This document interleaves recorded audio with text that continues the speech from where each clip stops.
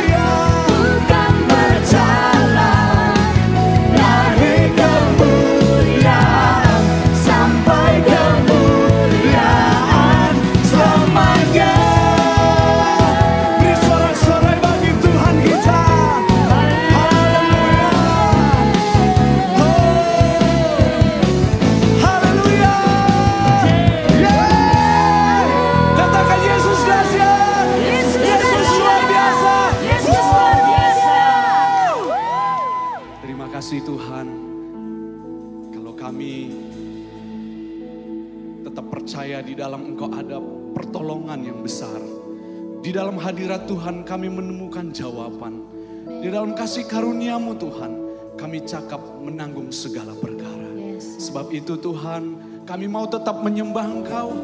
Kami mau tetap memuji, memuliakan nama-Mu Tuhan. Terima kasih Bapa. Terpujilah nama-Mu Tuhan. Mulialah nama-Mu Tuhan. Sebab Kau selalu hadir di tengah kami.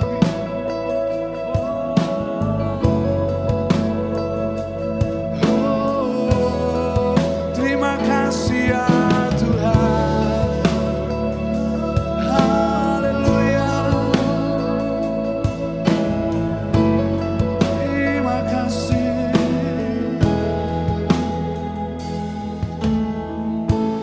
Ku menyembah dalam kudus hadirat-Mu. Hampiri tata kasih karunia-Mu Bapa.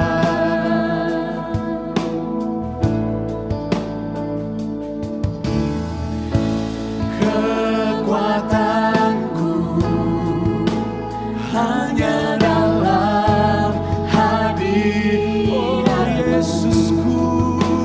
Yesusku, hanya Kaulah segalanya. Mari angkat tanganmu di hadapannya. Ku yakin Kau hadir di sini. Ku rasakan kuasa yang tak terbatas. Ku yakin Kau nyata di sini. Kemenangan terjadi di sini. Terima kasih, terima kasih. Hadirat-Mu membawa kemenangan. Ku menyembah dalam kudus hadirat-Mu. Hampiri tahta kasih karunia-Mu Bapa.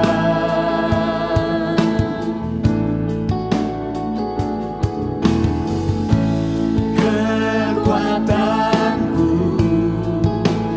hanya dalam hadirat-Mu.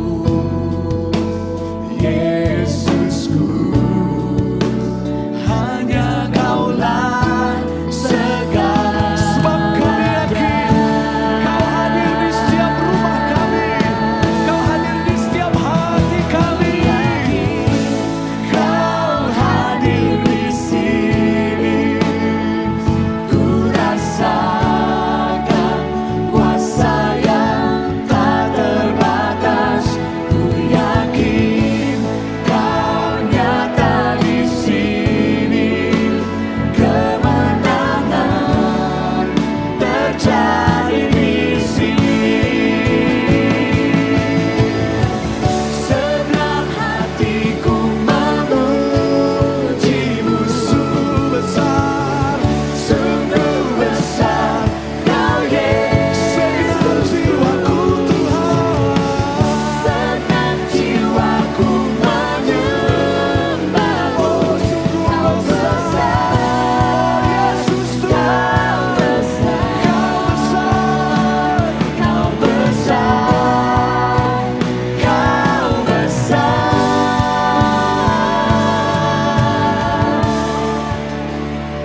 Ku yakin Kau hadir di sini. Mari cuma Tuhan, kita nyanyikan pujian ini. Rasakan hadirat Tuhan di tengah-tengahmu. Rasakan kuasa-Nya. Rasakan hadirat yang nyata. Sebab Allah kita, Allah yang hidup. Kami yakin Tuhan. Kami yakin. Ku yakin Kau hadir di sini.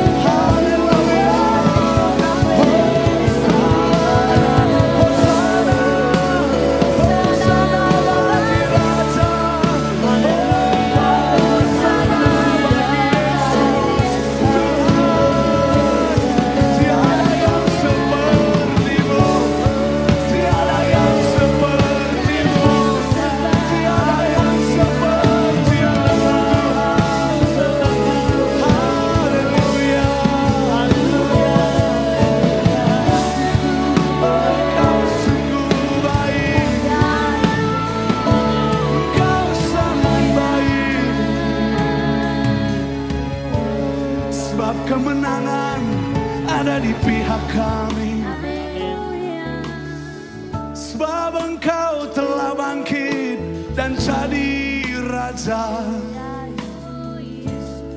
Sebab itu kami katakan, datanglah kerajaan-Mu, jadilah kehendak-Mu Tuhan.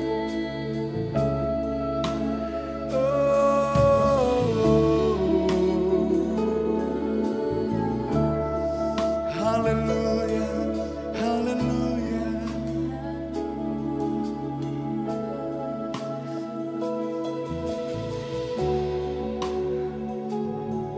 Firman Tuhan di dalam Roma berkata, kita tahu sekarang bahwa Allah turut bekerja dalam segala sesuatu untuk mendatangkan kebaikan bagi mereka yang mengasihi Dia, yaitu bagi mereka yang terpanggil sesuai dengan rencana Allah.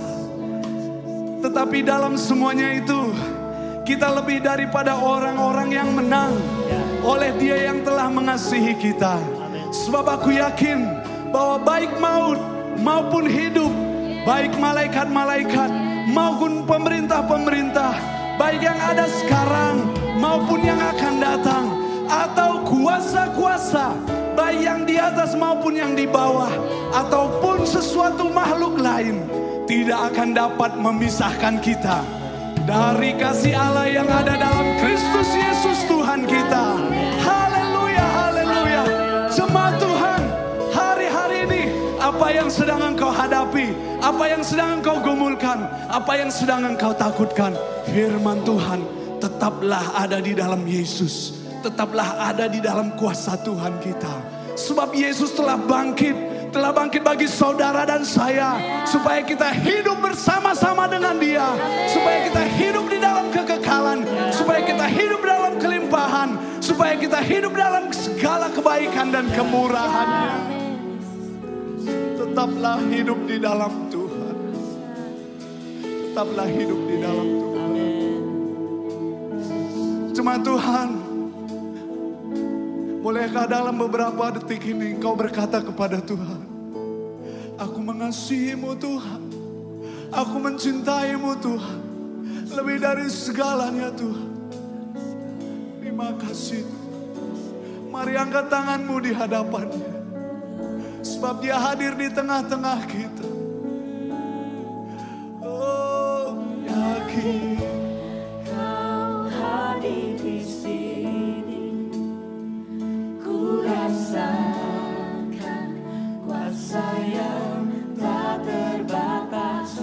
Ku yakin Kau nyata di sini, kemenangan terjadi. Sebab Yesus hadir, ku yakin Dia hadir, memberi kesembuhan, memberi kekuatan yang baru, memberi jawaban, memberi masa depan yang cerah bagi engkau dan saya, bagi keturunanmu. Haleluya, oh haleluya, haleluya.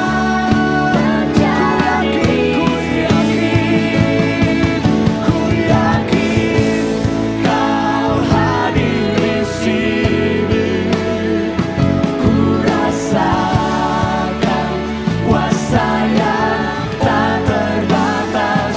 Ku yakin Kau nyata di sini, kemenangan terjadi.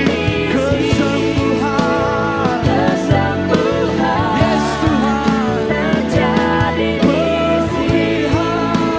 Pemulihan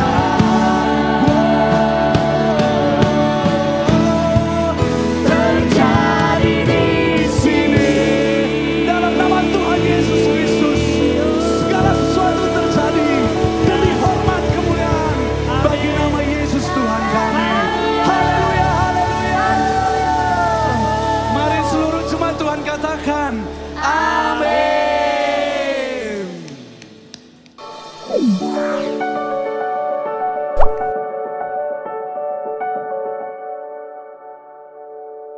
Shalom jemaat yang Tuhan kasihi. Haleluya. Pada minggu ini kita merayakan Minggu Kebangkitan. Nah saudara, kita masih terus kebaktian online, saudara. Nah, saudara, Tuhan mau kita mengetahui pada hari ini, saudara, betapa dahsyatnya kuasa kebangkitan Kristus itu. Kalau Kristus tidak dibangkitkan, sia-sialah iman kita, dan kita masih ada di dalam dosa. Karena itu, saudara, kita mau bukan hanya tahu kuasa kebangkitan itu, tetapi kita mengalaminya. Seperti Paulus berkata dalam Filipi pasal yang ketiga, ayat yang ke-10, dia berkata, saudaraku, ya, yang ku kehendaki ialah mengenal Dia dan kuasa kebangkitannya dan persekutuan dalam penderitaannya, di mana aku menjadi serupa dengan Dia dalam kematiannya. Nah, saudara, kata yang ku kehendaki adalah mengenal Dia. Kata mengenal di sini, saudara, ya, bukan sekedar pengetahuan otak. Di dalam bahasa Inggrisnya, saudara, saya bacakan dalam terjemahan New Living Translation. I want to know Christ and experience the mighty power that raised Him from the dead. Saudaraku, jadi bukan hanya Paulus ingin mengenal Kristus, tapi dia mau mengalami kuasa kebangkitannya. Nah, saudara, Tuhan mau kita bukan hanya merayakan Minggu Kebangkitan setahun sekali, tapi kita mengalami kuasa kebangkitannya setiap hari. Itu yang Tuhan mau kita alami. Nah, saudara, karena itu hari ini kita mau membahas bagaimana kita bisa mengalami kuasa kebangkitan Kristus itu setiap hari. Nah, ada dua langkah yang kita mesti praktekkan, saudaraku. Yang pertama, kita lihat, saudaraku, di dalam ayat Efesus pasal yang pertama, ayat 18-21, dan supaya Ia menjadikan mata hatimu terang, agar kamu mengerti pengharapan apakah yang terkandung dalam panggilannya, betapa kayanya kemuliaan bagian yang ditentukannya bagi orang-orang kudus, dan betapa hebat kuasanya bagi kita yang percaya, sesuai dengan kekuatan kuasanya yang dikerjakannya di dalam Kristus dengan membangkitkan Dia dari antara orang mati dan mendudukkan Dia di sebelah kanannya di sorga, jauh lebih tinggi dari segala pemerintah dan penguasa dan kekuasaan dan kerajaan dan tiap-tiap nama yang dapat disebut, bukan hanya di dunia ini saja, melainkan juga di dunia yang akan datang. Wow, saudara-saudara, ya, Paulus berdoa buat jemaat yang ada di Efesus supaya mata hati mereka menjadi terang, sehingga mereka dapat melihat.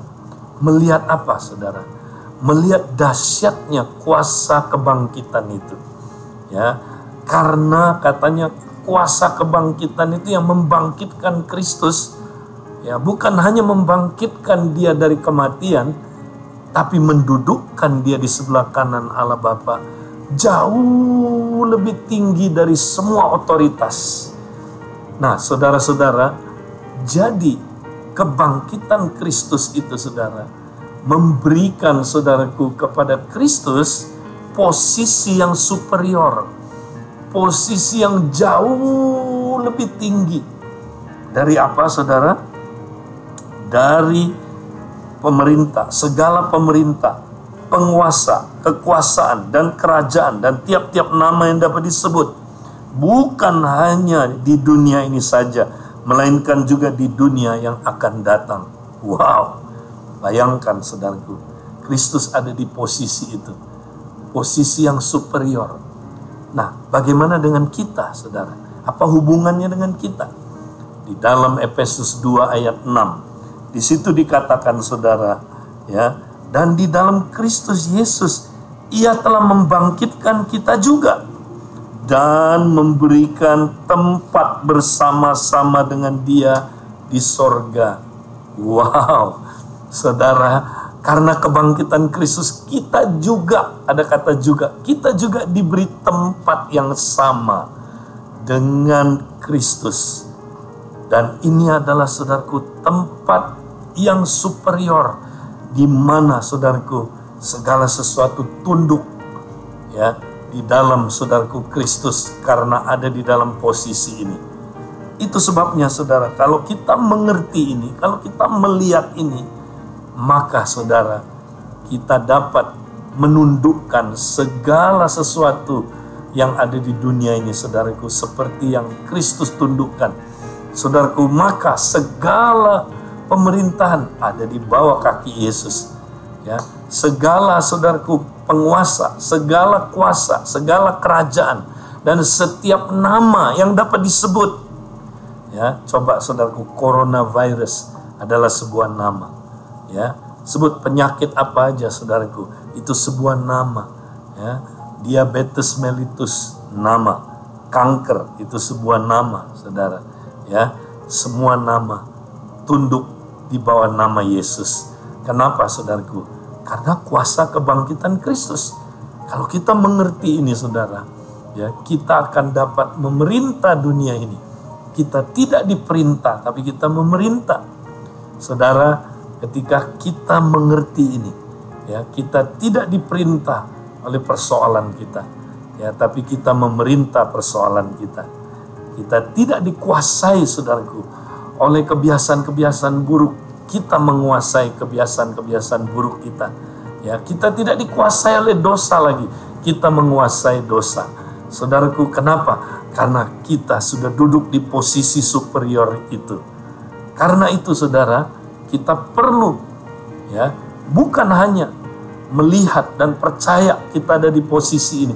Kita perlu mendeklarasikan, ya, pergunakan iman Kristus. Saudaraku, kita sudah belajar sedikit bahwa kita perlu mempergunakan imannya Yesus, saudara. Ya, ketika saudaraku Yesus melakukan kesembuhan, Yesus mengusir setan, Yesus menenangkan alam ini. Dia tidak meminta, memohon, tapi dia perintahkan. Ya, dia berkata, keluar, setan keluar, saudara. Ya, dia berkata, saudara, sembuh, sembuh. Ya, dia berkata kepada alam, tenanglah, tenang. Saudara, dia gunakan, saudaraku, perintah. Jadi kalau kita pergunakan iman Yesus, kita juga memerintah, dan itu terjadi, saudara. Itu sebabnya, saudara, kita harus lihat siapa, ya, kita di dalam Kristus. Posisi kita ada di dalam posisi, ya, seperti yang Kristus miliki. Ini yang pertama, saudaraku, kita perlu praktekkan dalam hidup kita. Nah, kemudian yang kedua, saudara, ya, bagaimana kita boleh mengalami kuasa kebangkitannya setiap hari, saudaraku. Yang kedua, kita harus hidup dalam kuasa kebangkitan itu sendiri. Nah, ingat, kuasa kebangkitan itu adalah kuasa Roh Kudus, ya, karena Roh Kudus yang membangkitkan Kristus dari kematian. Jadi, saudara, kita harus hidup di dalam Roh Kudus. Nah, bagaimana kita, saudaraku, sudah belajar banyak, ya, di waktu yang lalu. Salah satunya, saudaraku, adalah kita terus-menerus berdoa di dalam Roh. Nah, kita sudah belajar waktu yang lalu, salah satu arti berdoa dalam Roh juga artinya, saudaraku, berdoa di dalam bahasa Roh. Ya, ketika kita berbahasa Roh, Roh kita yang berdoa. Ya, oleh Roh kita mengatakan hal-hal rahasia. Nah, saudara, karena itu pada kesempatan ini kita akan melanjutkan, ya, 4 manfaat lainnya dari berdoa di dalam bahasa Roh. Nah, kita sama-sama akan lihat, saudaraku, apa manfaat-manfaat selanjutnya, saudara. Ya, ya, kita lihat yang pertama, ya, ketika kita berbahasa Roh, saudara, kita memperoleh akses ke dalam kuasa kerajaan Allah yang supra-alami. Saudara, Kisah 1 ayat yang ke-8 dikatakan, kamu akan menerima kuasa untuk menjadi saksi. Ya, menerima kuasa. Dan kuasa apa itu, saudara? Kalau kita baca terus Kisah Rasul pasal yang kedua, ayat 17 sampai ayat 21. Ya, dikatakan, ya, dinubuatkan oleh Nabi Yoel bahwa pada hari-hari terakhir Tuhan akan mencurahkan Roh-Nya atas semua manusia, saudara. Sehingga anakmu laki-laki dan perempuan akan bernubuat. Dan akan, saudaraku, ya, mendapat mimpi. Ada yang, saudaraku, ya, akan saudara mendapatkan, saudaraku, penglihatan. Ya, dan juga akan ada mujizat-mujizat yang terjadi. Saudara, jadi ketika kita bahasa roh seperti rasul-rasul alami di hari Pentakosta, mereka mulai memasuki, saudara, ya, suatu area di mana mereka mengalami, saudaraku, kuasa yang supra alami di dalam hidup mereka. Saudara, ketika kita berbahasa roh, kita masuk ke dalam akses itu. Saya teringat, saudaraku, satu kali, ya, ada seorang di jemaat yang baru penuh Roh Kudus ketika dia mengikuti champion gathering. Dan kemudian dia harus menemani mamanya, saudara. Mamanya mau ke dukun. Maka dia disuruh menyetir. Akhirnya dia menyetir, tapi waktu dia sampai ke rumah dukun itu, saudara, dia merasa, saudara, tidak sejahtera. Kemudian karena dia sudah belajar sederhana, ya, sebelumnya disuruh berdoa dalam bahasa roh, dia berbahasa roh. Ketika dukun itu bertemu dengan dia, dukun itu ketakutan, saudara, lari terbirit-birit. Akhirnya, saudaraku, dukun sakti itu tidak berani berjumpa dengan dia, ya, lari sampai mengumpet di atas lemari. Wow, saudaraku, dan orang ini kesaksian, dia berkata, begitu dahsyatnya ketika saya berbahasa roh, ya, kuasa setan takut, ya, kuasa kegelapan takut sekali, lari, saudara, terbirit-birit. Wow. Nah, itu, saudaraku, manfaat yang pertama, saudaraku, kita lihat, ya.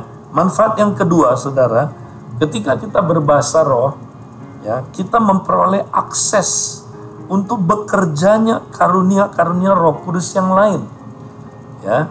Nah, saudara masih ingat di dalam Kisah Rasul pasal 19, kalau saudara baca ayat 1 sampai ayat yang ke-6, satu kali Paulus ketemu dengan 12 murid.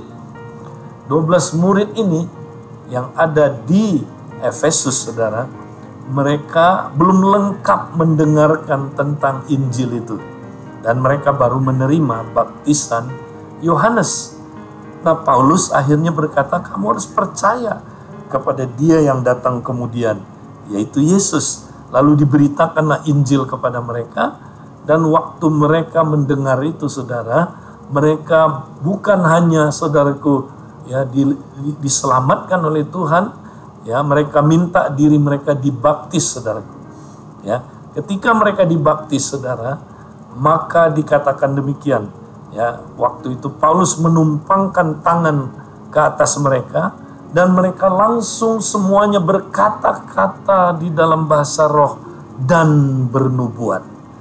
Nah, saudara, mereka tidak tunggu lama langsung bernubuat, ya. Ketika mereka bahasa roh, kemudian terbukalah akses untuk karunia-karunia lain bekerja. Itu sebabnya saya melihat, saudara, orang yang berbahasa roh sangat efektif untuk dia bisa, saudaraku, menerima akses untuk dipakai dalam karunia-karunia yang lainnya. Ketika orang berbahasa roh, maka dia juga mudah untuk bernubuat. Dia mudah mendapatkan hikmat, mudah mendapatkan karunia pengetahuan, mudah menerima, saudara, ya, karunia kesembuhan dan yang lain-lainnya, ya. Karena itu, saudara, mari kita praktek bahasa roh dalam hidup kita.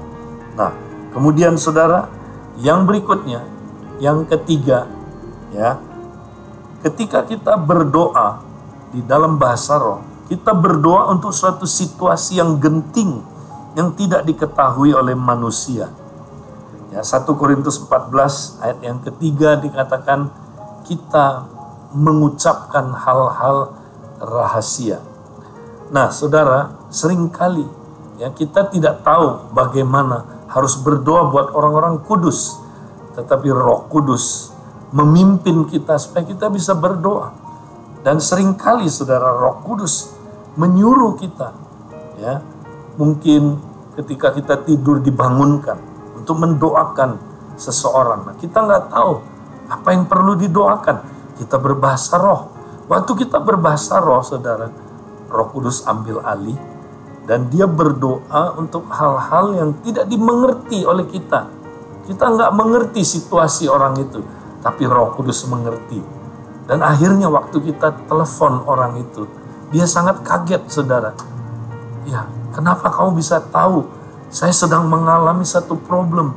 Ya, ternyata doa kita, saudara, adalah doa untuk menolong dia supaya dia tidak, saudaraku, ya, terpuruk di dalam masalah itu. Saya kasih contoh, saudara. Ya, ada 2 hamba Tuhan. Mereka sedang menuju ke satu tempat pelayanan. Nah, tiba-tiba, saudara, salah seorang teman dari hamba Tuhan ini, ya, dia berdoa, saudara, dibangunkan Tuhan, ya, kira-kira pagi-pagi buta, dia berdoa. Dan dia seperti merasa ada beban yang berat. Dia doakan terus hamba Tuhan ini, saudara. Ya, dia doakan. Dan setelah kira-kira 30 menit dia berbahasa roh, beban itu lepas dari diri dia. Ya, kemudian dia telepon hamba Tuhan ini. Alangkah kagetnya dia, saudara. Hamba Tuhan ini bilang, ya, wow, untung kamu berdoa. Kami baru saja mengalami kecelakaan. Ya, mobil kami ditabrak. Dan kalau kamu lihat mobil kami, kamu nggak akan percaya kami masih hidup. Karena truknya aja terbelah 2. Ya, yang tabrak mereka itu. Nah, saudara, kemudian mengertilah dia. Tuhan pakai orang berbahasa roh ini berdoa supaya dia luput dari kecelakaan.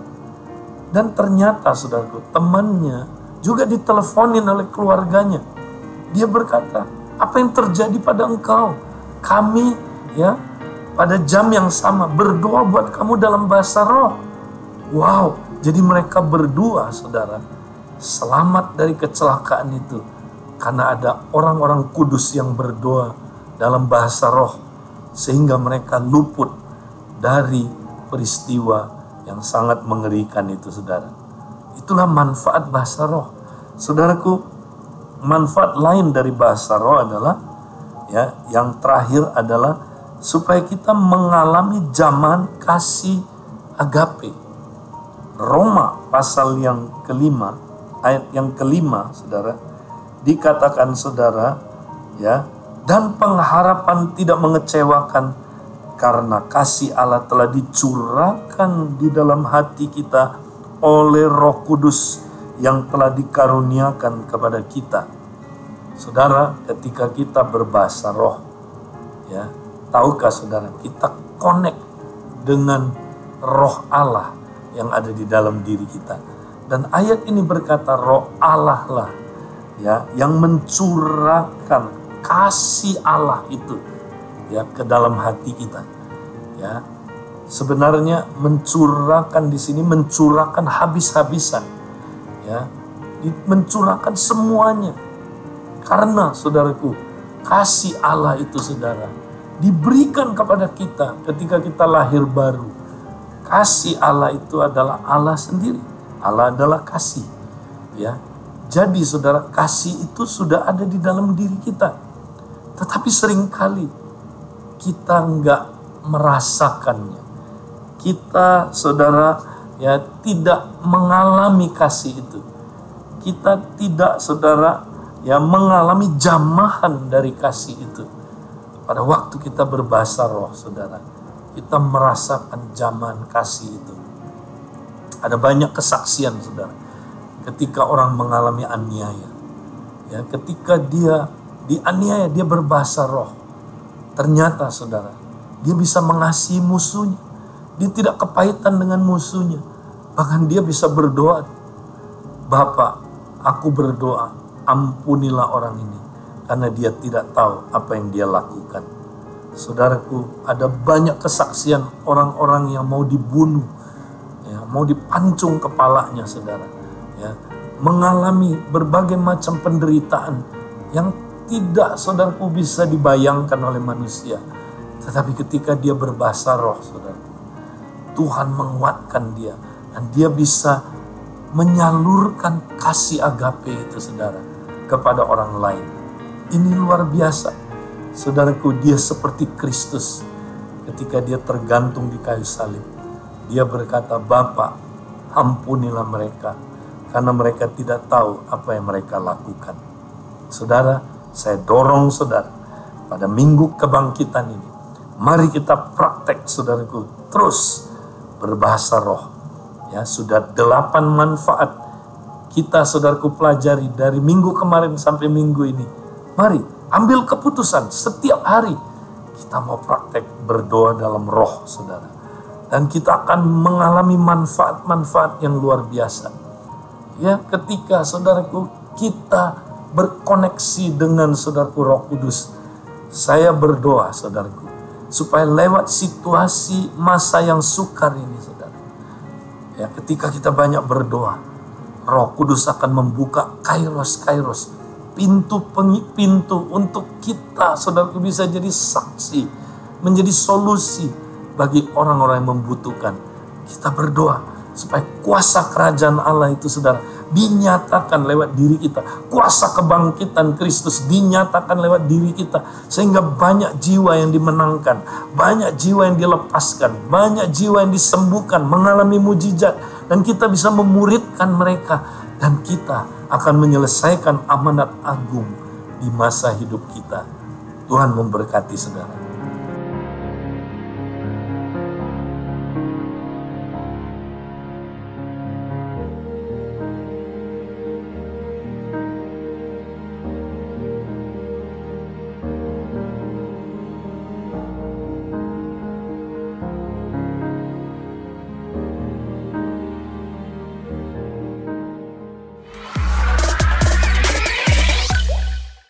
Baiklah Bapak Ibu yang dikasihi Tuhan, dalam kesempatan ini saya mau mengajak kita untuk memberikan persembahan.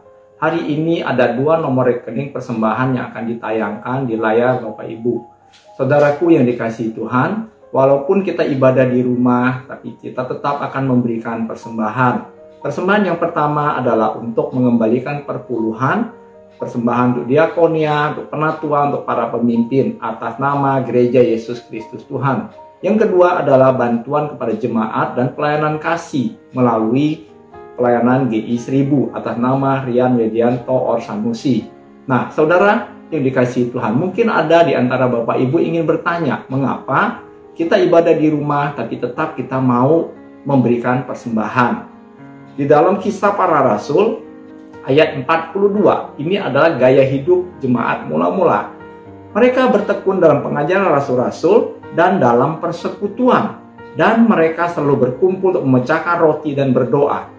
Kata persekutuan ditulis dengan koinonia. Artinya selain persekutuan, itu juga berarti membagikan atau mengambil bagian atau memberi bantuan. Jadi persekutuan, di dalam setiap persekutuan, sekalipun kita persekutuan di rumah, kita dapat memberikan persembahan. Yang kedua, saudaraku, kita juga melihat bahwa selain persembahan persepuluhan, ada pelayanan kasih. Dalam 2 Korintus 8 ayat 4 dikatakan, dengan kerelaan mereka sendiri meminta dan mendesak kepada kami supaya mereka juga beroleh kasih karunia untuk mengambil bagian dalam pelayanan kepada orang-orang kudus. Nah, jemaat di Makedonia, ketika mereka sedang dicobai dalam pencobaan yang sangat berat, mereka miskin, saudaraku, tapi mereka mau mengambil bagian dan memberikan melebihi kemampuan yang mereka dapat berikan. Kata pelayanan dalam hal ini ditulis dengan nama diakonia, yang berarti adalah pelayanan atau sumbangan atau bantuan atau pelayanan kasih. Di saat-saat seperti ini, saudaraku, kita sangat perlu menolong sesama jemaat kita melalui pelayanan GI 1000. Saudara yang dikasihi Tuhan, minggu yang lalu tim GI 1000 sudah membagikan sebagian dari jemaat yang membutuhkan sembako, dan itu sebagian sudah diterima oleh jemaat yang dikasihi dan di area masing-masing.